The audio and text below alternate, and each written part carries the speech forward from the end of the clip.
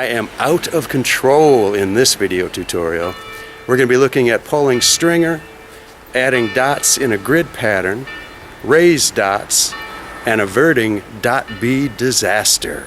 Let's take a look.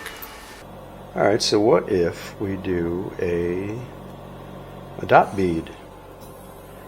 Dots are made generally, not always. You could use a full rod. Boom, boom, boom. A lot of people do. Sometimes I do if I'm making bigger beads with bigger dots. But often dots are made with stringers. Stringers are just little glass rods. Take a regular sized glass rod, heat the end, pull it out, gives you a stringer, right? So let's do that first. We'll just make a couple of stringers, and then we'll do some dot beads. Get some practice in that area. Okay. Here's a white. Where's my pincers? Got to be able to grab the end, right? So I'll have those over here, and I'm gonna, as always, introduce the glass rod, especially that fresh cut, point it away from me, point it down towards the workstation, just in case it shoots any little bits and pieces. They can go over here. Once I know that the glass rod is not going to be popping anymore, it seems to be pretty stable, then I'll move it down to this position. If I'm sending glass, this is how I hold the rod, right? But if I want to really build up a gather on the end, like for a stringer, I'll switch from this position to this position. It facilitates the process of balling up that glass on the end of the glass rod in a way that just makes my life easier. And now all I'm doing is I'm touching the surface of the flame, right? And I'm rotating slightly, slowly. The glass is heading towards the heat source, starting to drip. I catch it with my slow rotation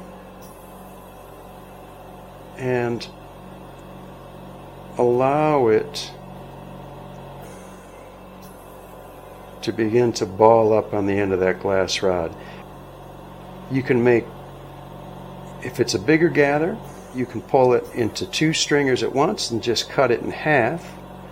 Or if you use a smaller gather like this one, we can probably just pull it into one stringer. So I'll come away from the heat, right? That's a molten gather on the end. I'll come away and I'll switch hands again, or switch the position again where I hold it, just because it'll give me more control this way. Okay? And now I want to just let it cool some before I grab it. If you grab it and pull it too soon, it's going to be a super thin stringer, and that's not as useful, generally speaking. So I'm going to come out of the flame, let it drip into a longer bit, let it cool a little, and then I'm going to grab the end, and then I'll pull out slowly. It's almost like super slow-mo. Okay? And it'll get to a point where it just stops. Okay? You want to let that cool just a little bit more, and then come on over and cut that end. Right? Now the end of that stringer, I'd like to get rid of that ball, because otherwise it'll make for kind of a sloppy first dot. So I take my handy dandy kitchen tool and I clip that bitch off. Now what I want to do is make a black one, because I'd like to have a dot on a dot. Okay? So here's what I'm going to do. This is just a good way to use up those glass rod ends, is to turn them into stringers. Same idea, just want to hold it at that sharp angle.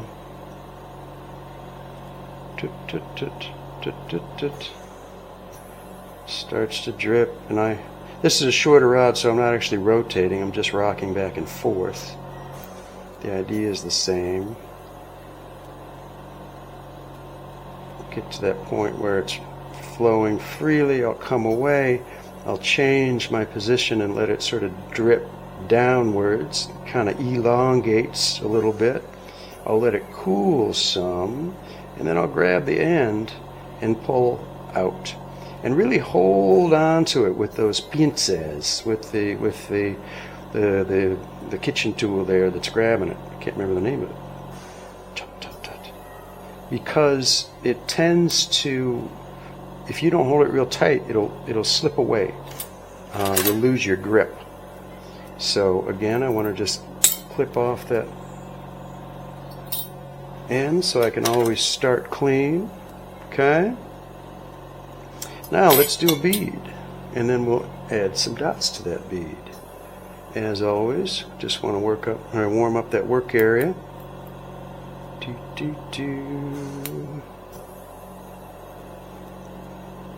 This glass rod had already been warmed, so it was less likely to be poppy. Plus, this glass is generally pretty stable. So I came in, I think, at an angle that some would say was not like that, obviously, but I do know from experience which ones tend to pop and which ones don't. But still, good idea to always point away from it when you enter. There's no reason to be cavalier about it, unless you're foolish, like I was. Ooh, he's out of control, that guy. Alright, drip, drip, drip, come away. I see that flash on the workstation there, on the mandrel. I want to come away, let it cool a little bit, touch, go left to right, cover that first contact point so I don't end up with that little bit sticking out. And then I'm going to add the glass. If I wanted to, I could come down and just sort of smooth that, just so I'm always working on a smooth surface. You don't have to. Certainly could, though. I'll do it with a wider base. I'll do that on the first pass usually. We'll get into longer beads next. That's probably the next video I'll do.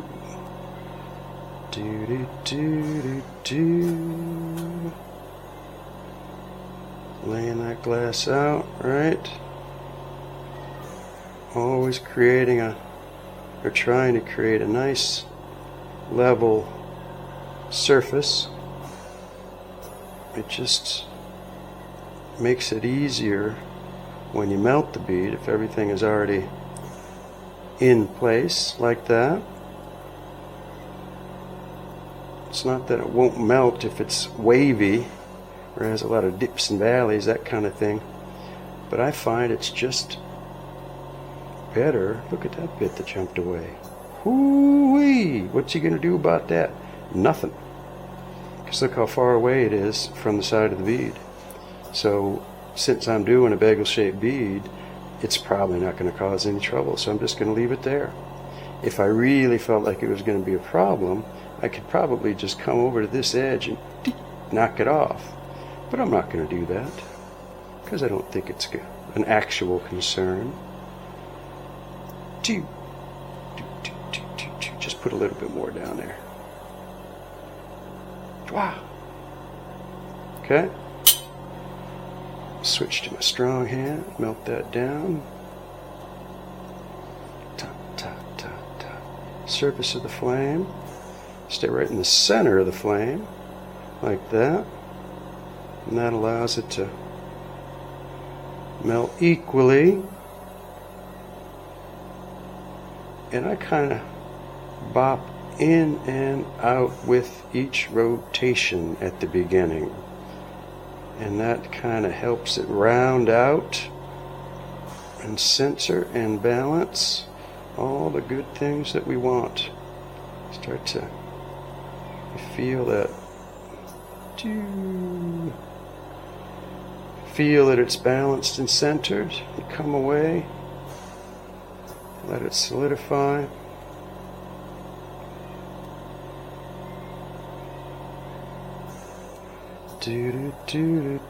Alright, so what are we doing? We're going to add some dots. Kind of holding this at a sharp angle. I want that glass to build up on the end of that stringer. I'm going to leave the flame. I'm going to touch right there, and then I'm going to come back to the flame and separate.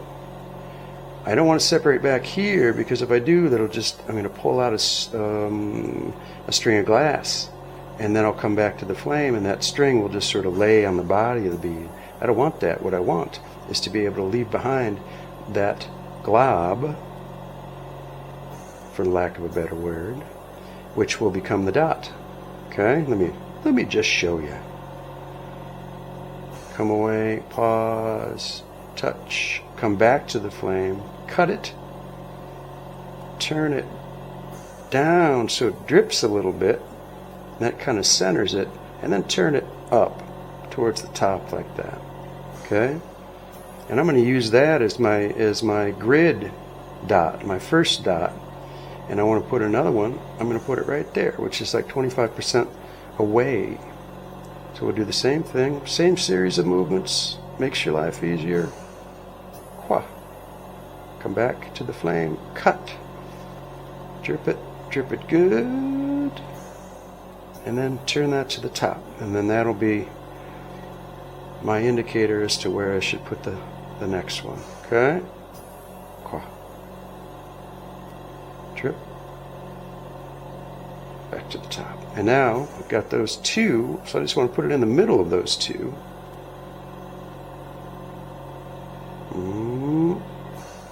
More or less, right? Drip, turn at the top, and now warm everything up, because those dots, they cool quickly.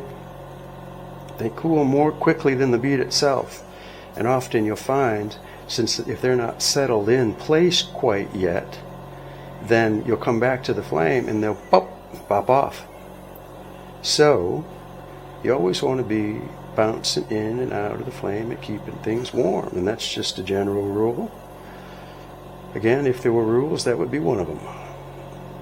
So before I melt those dots in, I want to leave the flame and let everything cool, so that when I start melting the dots in, they all enter at an equal rate. If half of the dots are one temperature and the other half are a different temperature, when they melt in, it can shift your design. So it's good to just leave the flame, let your dots and your bead cool a little bit, and then come back. Okay? And what we're going to be doing is we're going to be directing the heat at the beads themselves. At the dots, sorry. At the dots themselves, rather than at the bead. Okay? I want the dots to enter into the surface of the bead as cleanly as possible, because otherwise the circle that is the dot the edges can become kind of frayed looking. If the dots enter in cleanly, then you have cleaner dots and a cleaner design. So come away, melted in those in all the way, right?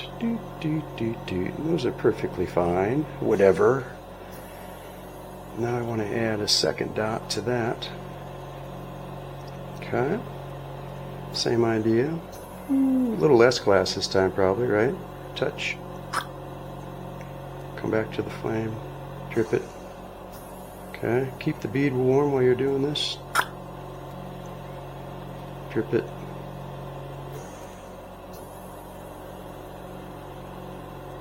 Right at the back of the flame, but out of the flame, because you don't want it to get too hot that it gets sloppy. So you leave the flame and then come back to the back of the flame. Okay? Now, same thing. I'm going to warm those up a little bit and then come away, let everything cool, and then come up and direct that heat at the dots themselves. I'm working on the surface, and I'd like them to be entering the body of the bead in a similar fashion to the other dots. Okay.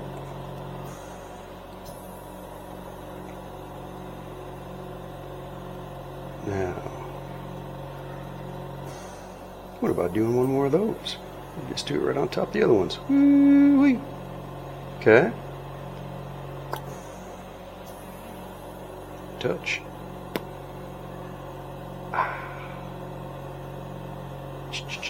Touch. You don't have to make these noises. It's not mandatory. Oh, he's way off base. He thought too much about it, and he paid the ultimate price. Oh, look at that. Ah, it's a disaster. But not really. It's just a bead. I can make another one. And that imperfection is what makes it interesting, right? That's what adds value. It's obviously not machine made. Because what kind of machine would make a mistake like that? Alright, I'm going to melt those in. Pop, pop, pop, pop. Pop, pop, pop.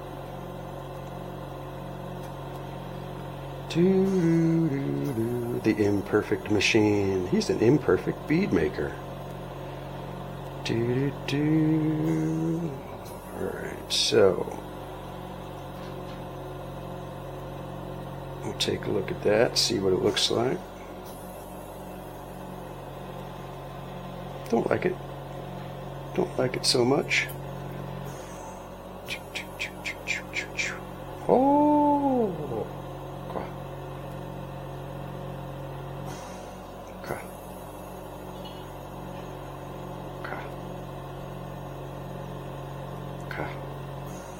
Okay, let's see how that looks.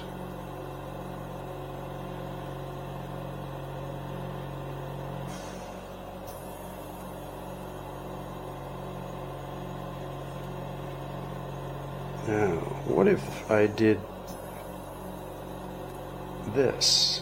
What if I put black dots on top that will sort of hide the fact that there was that mistake? Ooh, he's a genius. Okay.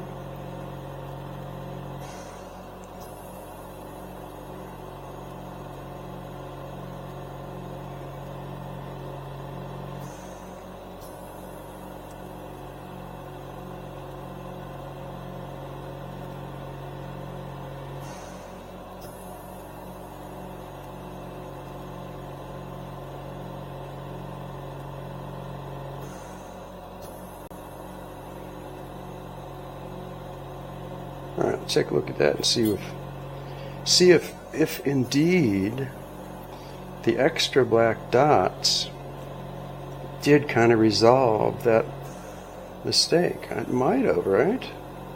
Because the initial dot, the first series of dots that I put down there, the white dots, usually when you're adding more dots on top, that first base dot will expand out as the glass melts down into it. So, knowing that, adding more glass to it, that's always black, doing like whatever it was, 2 or 3 sets of dots in just black, puts me back into the driver's seat, as it were, because now we're looking at that white circle and a black center. So there is no mistake. He is perfect. And because of that, everyone will think I'm wonderful. Now, I want to just finish up with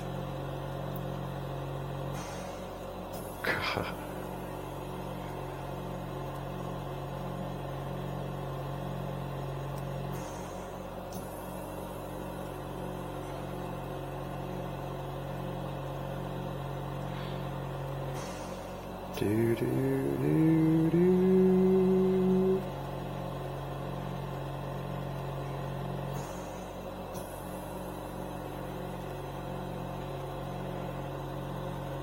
Do the same thing.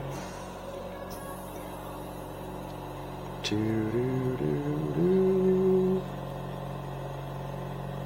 Okay.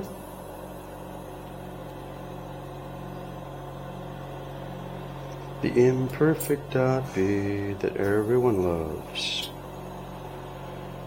My angle's a little different because of the camera, so I don't get to rest my arm in the way that I normally would. So he's a bit shaky. Shaky the clown. Shaky the moil.